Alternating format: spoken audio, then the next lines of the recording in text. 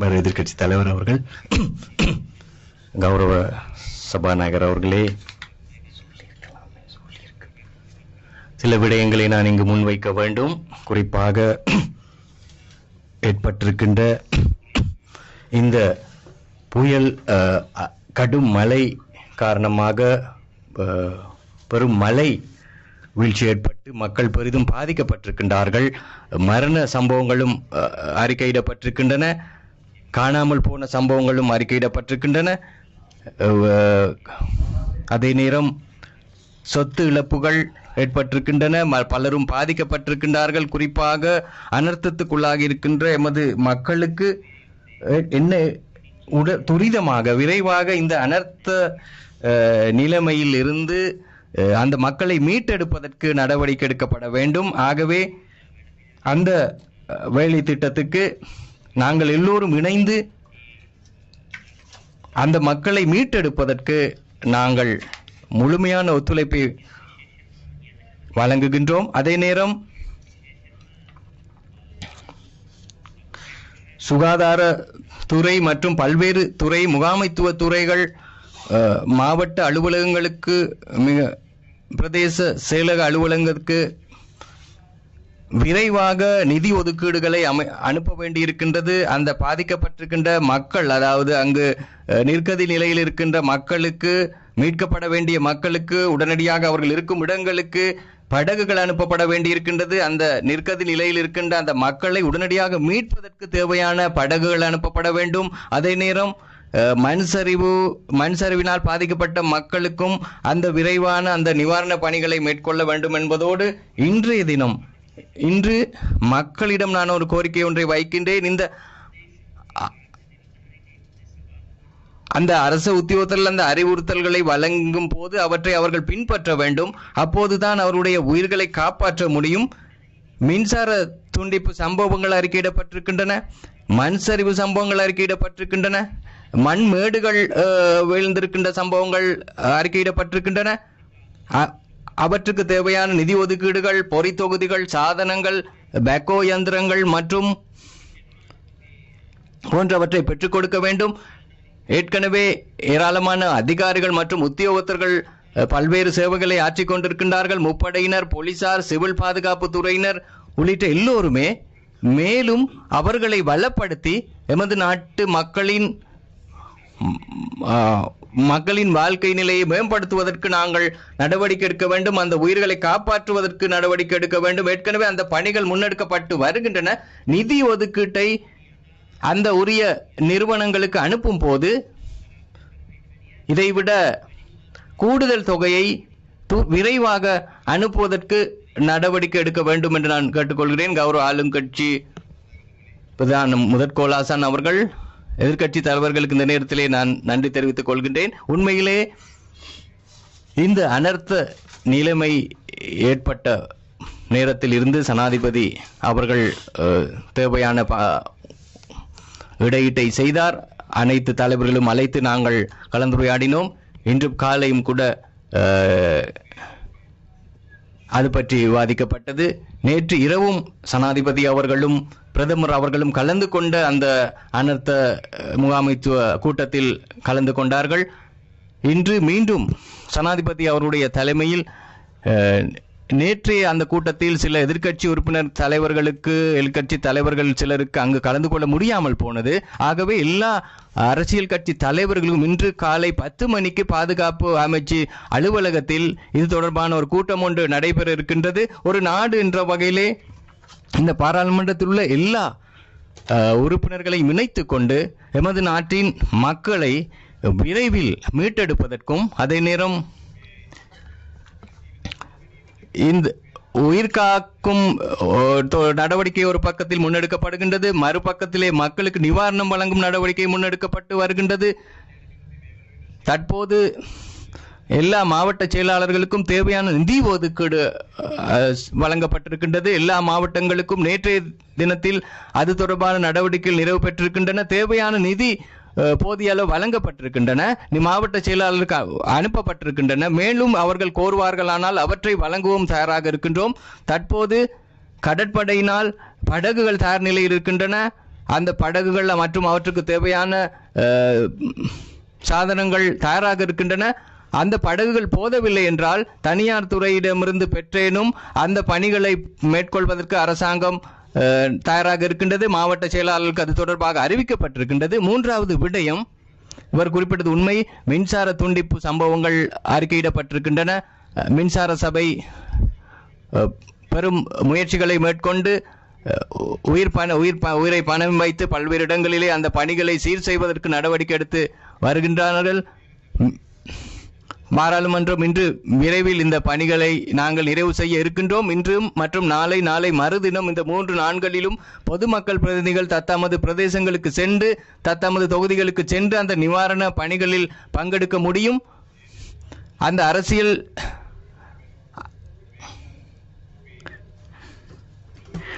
முடிந்த வரை நாங்கள் அந்த உயிர்களை மீட்க வேண்டியதான் எங்களுடைய பொறுப்பாகவும் கடமையாகவும் இருக்க வேண்டும்.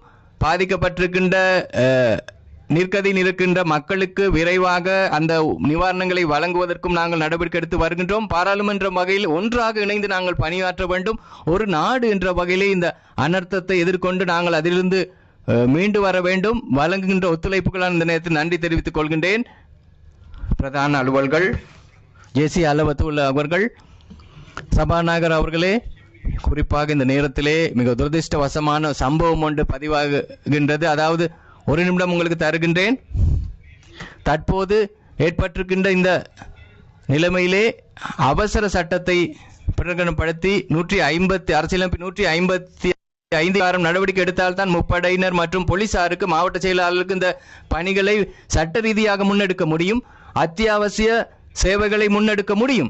நேற்றைய தினம் எதிர்க்கட்சி தலைவர் இந்த விடயத்தை எழுப்பியிருந்தால் தற்போது 24 மணித்தியாலங்கள் ஆகியும் ஜனாதிபதி அவர்கள் இதுவரை அவசர கால நிலைமை பிரகடனப்படவில்லை. இந்த துரதிருஷ்டவசமான நிலைமையிலிருந்து மக்களை மீட்டெடுப்பதற்கு, இந்த நிவாரணங்களை வழங்குவதற்கு இந்த அவசர கால நேரத்தை பிரகடனப்படுத்த வேண்டும். ஜனாதிபதியினால் அதை செய்ய முடியும். நேரத்தை முகாமைத்துவம் செய்ய வேண்டியிருக்கிறது. கௌரவ ரவி கருணாரத்ன அவர்களே, சபாநாயகர் அவர்களே, அது தொடர்பாக நேற்றும் நான் குறிப்பிட்டதைப் போல இதில் ஒரு பாரதூர தன்மையை புரிந்து கொள்ள வேண்டும். நிதி ஒதுக்கீட்டின் நிலைமையில் படி அவசர நிலைமை பிரகடனப்படுத்தினால் அதனூடாக இதை மேற்கொள்ள முடியும். இல்லை என்றால் அரசு உத்தியோகத்தர்கள் அச்சம் கொள்வார்கள். 2010 நவம்பர் மாதம் 11-12 இந்த பாராளுமன்றமும் நீரில் மூழ்கியது. தற்போதும் கூட நீர் மட்டம் உயர்ந்திருக்கின்றது. தயவு செய்து அந்த நிலைமை தொடர்பாக நீங்கள் கவனம் செலுத்த வேண்டும். சபாநாயகர் அவர்களே, குறிப்பாக நான் விசேட கோரிக்கை ஒன்றை வைக்கின்றேன். பிரதேச சபைகள் இந்த நேரத்திலே பல பணிகளை மேற்கொள்ள முடியும். ஆளுநர்களை ஒருங்கிணைப்பு செய்து ஆணையாளர்கள் ஊடாக பிரதேச சபை தவிசார்களையும் அழைத்து அவர்களுடன் பேச்சுவார்த்தை நடத்தி அந்த விரைவில் அந்த நிதியை அங்கீகரிப்பதற்கான திட்டத்தை முன்னெடுக்க வேண்டும். அப்படி இல்லை என்றால் அங்கு தாமதங்கள் ஏற்படலாம். அங்கு பல பிரதேசங்களில் நீரில் மூழ்கி இருக்கின்றன. அந்த மக்களை மீட்பதற்கு அது பேர் உதவியாக இருக்கும். கௌரவ அரசனி சில்வா அவர்கள், கௌரவ சபாநாயகர் அவர்களே, நிதிக்குழுவின் தவிசாளர் என்ற வகையிலே நான் இதை பேசுகின்றேன். இன்று காலையும் நாங்கள் ஆராய்ந்து பார்த்தோம். அமைச்சர் குறிப்பிட்டதை போல நிதி இருக்கின்றது. இங்கு நிதி ஒதுக்கீடுகள் இருக்கின்றன, ஏற்பாடுகள் இருக்கின்றன. 850 மில்லியன் ரூபாய் மீண்டு வரும் அனர்த்தத்துக்காக ஒதுக்கப்பட்டிருந்தது. ஆனால் மேலும் 15 பில்லியன் செலவு செய்யக்கூடிய நிலைமை இருக்கின்றது. தேவையான நிதியை பாராளுமன்ற ஒப்புதலும் தேவையில்லை, ஆனால் அதை செய்ய முடியும். 2026 ஏற்பாடுகளின் படி 15 பில்லியனாவது உடனடியாக ஒதுக்கப்பட வேண்டும். அந்த நிதி ஒதுக்கப்பட வேண்டும். நல்லது. சாணக்கியன் அவர்களே, கௌரவ சபாநாயகர் அவர்களே, தற்போது அரசாங்கம் மேற்கொள்கின்ற இந்த முயற்சிக்கு இந்த நேரத்திலே நன்றி தெரிவித்துக் கொள்கின்றேன். குறிப்பாக விசேட ஒரு விடயம் இருக்கின்றது. வடக்கு மற்றும் கிழக்கு பகுதிகளிலே தற்போது மலைநாட்டு பகுதியிலே ஏற்படுகின்ற அந்த மலை வீழ்ச்சி காரணமாக மடக்களப்பு ஊடாகத்தான் கடலுக்கு போய் சேர்க்கின்றது. இன்று அல்ல நாளை மறுதினம் தான் அனர்த்தங்கள் ஏற்படக்கூடிய ஆபத்து இருக்கின்றது. அரசாங்கம் நிதி ஒதுக்கீடு செய்து மாவட்டங்களுக்கு அனுப்பி இருக்கின்றன அந்த மக்களுக்கு நிவாரணங்களை வழங்குவதற்கு. ஆனால் ஊழல்கள் மற்றும் திருட்டு சம்பவங்கள் இடம்பெறுகின்ற காரணத்தினால் அந்த மக்கள் அங்கிருந்து வீடுகளிலிருந்து வெளியேற விரும்புவதில்லை. அப்படி நடந்தால் அந்த திருட்டு சம்பவங்கள் இடம்பெறலாம் என்று மக்கள் அஞ்சுகின்றார்கள். இது சட்ட ரீதியாக எவ்வாறு தீர்க்க முடியும் என்பது பற்றி நீங்கள் பார்க்க வேண்டும். அந்த முகாம்களுக்கு செல்லவில்லை என்றால் அவசர நிலைமையின் பொழுது அவர்களை காப்பாற்ற முடியாது. வீடுகளை விட்டு முகாம்களுக்கு செல்ல போனால் வீடுகளில் திருட்டு போகலாம் என்று மக்கள் அஞ்சுகின்றார்கள். அவ்வாறான சூழலில் மக்களுக்கு வீடுகளில் இருக்கும் பொழுது நிவாரணம் வழங்குவதிலும் பிரச்சனை இருப்பதாக சொல்லப்படுகிறது. இந்த நிலைமையில் என்னுடைய வேண்டுகோள் என்னவென்றால், இந்த மாவட்டங்களுக்கு மாவட்ட செயலாளர்கள் நியமிக்கும் பொழுது அனுபவம் உள்ளவர்களை நீங்கள் நியமிக்க வேண்டும். தேசிய மக்கள் சக்தி ஆதரவாளர்களாக இருக்கின்றவர்களுக்கு அந்த அனுபவம் இல்லாத நிலைமை இருக்கின்றது. ஆளுங்கட்சி முதற்கோலாசான், எதிர்கட்சிகளுக்கு பல வாய்ப்புகள் வழங்கப்பட்டன. கௌரவ பிரதான அலுவல்கள் ஆரம்பத்தின் போதான பிரிவுகள் கௌரவ சபாநாயகர் அவர்களே,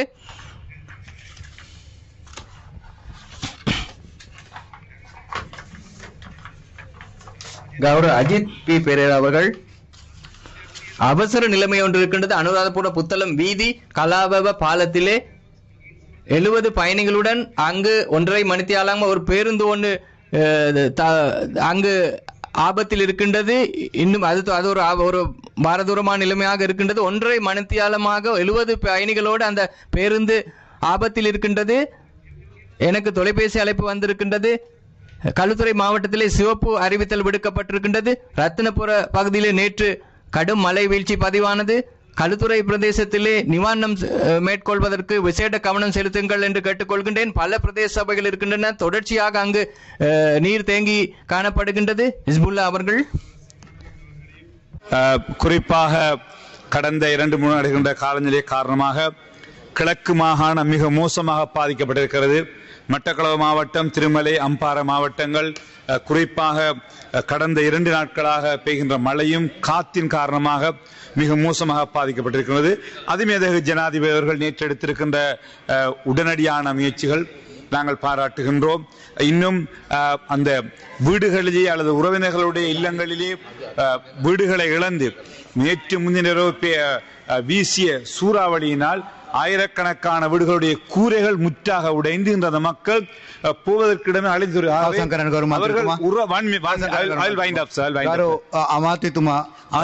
அமைச்சர் அவர்களே, அவர்களுக்கான நீதி அமைச்சர் கௌரவ அஜித் பி பெரேரா அவர்கள் அந்த தெரிவித்த அந்த அனுராதபுர சம்பவம் சரி. அது சிரேஷ்ட டிஐஜி அந்த பேருந்துக்கு அறிவித்திருந்தார். அந்த நேரத்தில் பயணிக்க வேண்டாம் என்று சொல்லி இருந்தார். அதில் 60 பேர் இருப்பதாகத்தான் சொல்லப்படுகின்றது. தற்போது ராணுவம் மற்றும் 2 பிரிவுகள் அங்கு செயற்பட்டுக் கொண்டிருக்கின்றன. அங்கு சொப்பஸையும் கொண்டு வருவதற்கு நடவடிக்கை எடுப்பதாக தெரிவிக்கப்பட்டிருக்கின்றது. ஆகவே அந்த பணிகள் முன்னெடுக்கப்பட்டு வருகின்றன. முதற்கோள் ஆசான் அவர்கள், கௌரவ உறுப்பினர் அவர்களே, எல்லோருக்கும் நான் வாய்ப்பு கொடுத்தேன். இதை நாங்கள் முடித்துக் கொள்வோம். ஆளும் கட்சி முதற்கோலாசான், இதை முடித்துக் கொள்வோம். பிரதான அலுவலக ஆரம்பத்தின் போதான பிரேரணைகள் எல்லா உறுப்பினர்களுக்கும் நான் வாய்ப்பு பெற்றுக் கொடுத்தேன். எல்லோருக்கும் நான் வாய்ப்பு பெற்றுக் கொடுத்தேன். எதிர்கட்சி தலைவர்கள், நீங்கள் உங்களுடைய இந்த விடயத்தோடு நீங்கள் முடித்துக் கொள்ளுங்கள். மிக முக்கிய ஒரு பிரேரணை ஒன்றை நான் கொண்டு வந்திருக்கின்றேன்.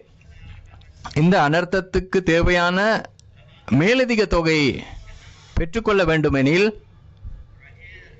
அரசாங்கம் ஒரு பிரேரணை ஒன்றை கொண்டு வரும் பட்சத்தில் அடுத்த பாராளுமன்றம் கூடுகின்ற திங்கட்கிழமை குறை நிறைப்பு பிரேரணை ஒன்று கொண்டு வரப்படுமானால் அதற்கு முழு ஒத்துழைப்பை வழங்குவதற்கு நாங்கள் தயாராக இருக்கின்றோம். இந்த அனர்த்த நிலைமையில் பாதிக்கப்பட்டிருக்கின்ற மக்களுக்கு நிவாரணங்களை பெற்றுக் கொடுப்பதற்கான நிதியை அவ்வாறு பெற முடியும்.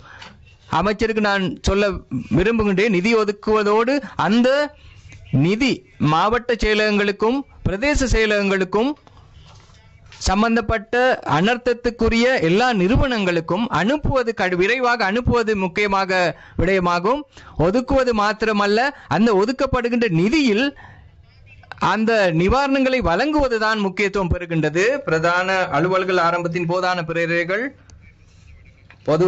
முதலாவது விடயம் தொடர்பாக இன்றைய தின கூட்டத்தில் 27 விடயத்தில் விடுவிக்கப்பட வேண்டும். சபை என்கின்றதா? இரண்டாவது கௌரவ சபாநாயகர் அவர்கள் பாராளுமன்ற நிலையிற்கட்ட 8 ஏற்பாடு மற்றும் 2025 நவம்பர் 13ஆம் திகதி பாராளுமன்றத்தினால் ஏற்றுக்கொள்ளப்பட்ட பிரேரணைகளில் என்ன சொல்லப்பட்டாலும் இன்றைய தினம் பாராளுமன்ற அமர்வு முற்பகல் 9 to 9:30 மணி வரை இருக்குமாக 9:30 மணிக்கு சபாநாயகர் பாராளுமன்றத்தை ஒத்திவைப்பாராக சபை இணைகின்றது. மூன்றாவது, சபாநாயகர் அவரை பாராளுமன்ற அமர்வு 75(2) ஏற்பாடினாலும் மற்றும் 2025 நவம்பர் 13ஆம் தேதி பாராளுமன்றத்தினால் ஏற்றுக்கொள்ளப்பட்ட பிரேரணைகளில் உள்ள எது இருந்தாலும் ஒதுக்கீட்டு சட்டம் மூலம் 2020 பரிசீலனைக்கென ஒதுக்கப்பட்ட 2 நாட்களான 2025 டிசம்பர் 1ஆம் தேதி திங்கட்கிழமை மற்றும் 2ஆம் தேதி செவ்வாய்க்கிழமை ஆகிய நாட்களில் சபை அமர்வுகள் நேரங்கள் முற்பகல் 9 மணி முதல் பிற்பகல் 12 மணி வரையும் மற்றும் பிற்பகல் 1 மணி முதல் நள்ளிரவு 12 மணி வரை இருக்குமாக நள்ளிரவு 12 மணிக்கு பாராளுமன்ற நிலைய கட்டளையின் 8 மற்றும் 6ஆம் பந்திகளின் ஏற்பாடுகள் தொழில்படுமாக நள்ளிரவு 12 மணிக்கு சபாநாயகர் பாராளுமன்றத்தை ஒத்திவைப்பாராக சபை இணைகின்றதா. நான்காவது, சபாநாயகர் அவர் இன்றைய தினம் இந்த கலையும் போது 25 டிசம்பர் 1ஆம் தேதி திங்கட்கிழமை உட்பகல் 9 மணி வரை ஒத்திவைக்கப்படுமாக. பிரேரணை முதலாவது விடயம், பொது தனிசு முகாமைத்துவ சட்டத்தின் கீழ் ஒழுங்கு விதிகள் விவாதமின்றி அங்கீகரிப்பதற்கு தொழில் மற்றும் நிதி திட்டமிடல் பிரதி அமைச்சர் அனில் ஜெயந்த் அவர்கள். கௌரவ சபாநாயகர் அவர்களே, இன்று தினம் பாராளுமன்றத்தின் ஒழுங்கு பத்திரம் உடைய இலக்கம் 1 பொது தனிசு முகாமைத்தின் கட்டத்தின் ஒழுங்கு விதிகள் பாராளுமன்றத்தில் அங்கீகரிப்பதற்காக நான் சமர்ப்பிக்கின்றேன். சபை இணைகின்றதா? சபை ஒத்திவைத்தல். கௌரவ முதற்கோள் ஆசான் அவர்கள், பாராளுமன்றம் 2025 டிசம்பர் மாதம் 1ஆம் தேதி திங்கட்கிழமை 9 மணி வரைக்கும் ஒத்திவைக்கப்பட வேண்டும் என்று பிறப்பிக்கின்றேன். 2025 டிசம்பர் மாதம் 1ஆம் தேதி 9 மணி வரை இந்த பாராளுமன்றம் ஒத்திவைக்கப்படுகின்றது.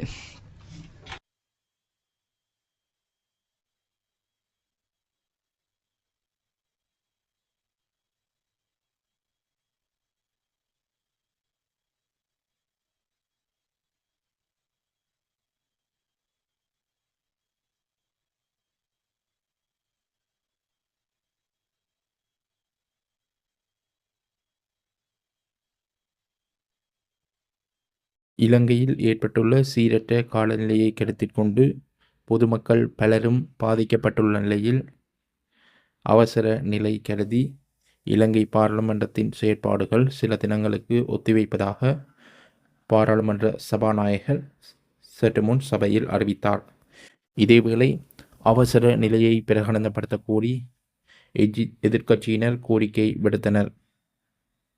இந்த நிலையில் அரசாங்கம் பல்வேறு பணிகளை விரைவாக முன்னெடுப்பதற்கு மாவட்ட செயலாளர்களுக்கு உத்தரவிட்டுள்ளதாக சுகாதார அமைச்சர் நலிந்த ஜாதிச தெரிவித்தார்.